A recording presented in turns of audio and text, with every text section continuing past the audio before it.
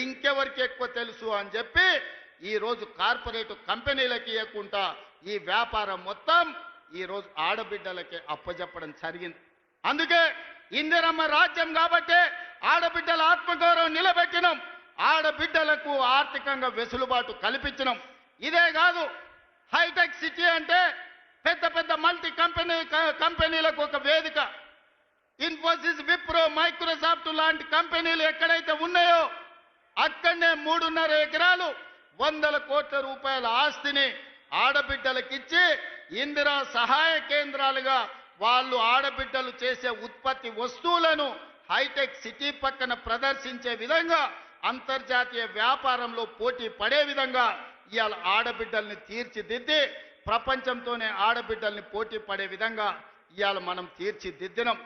ఇదే కాదు, ఈనాడు 67 లక్షల మహిళలు ఈరోజు స్వయం సహాయక సంఘాలలో ఉన్నారు.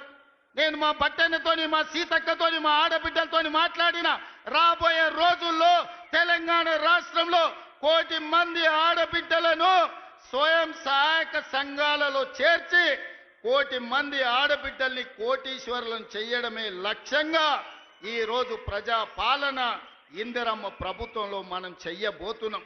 అందుకే తండాలలో, గూడాలలో, మారుమూల పల్లెల్లో ఉన్న మా ఆడబిడ్డలకు ఈ వేదిక మీద నుంచి నేను విజ్ఞప్తి చేస్తున్నా, మీరందరూ స్వయం సహాయక సంఘాలలో చేరండి.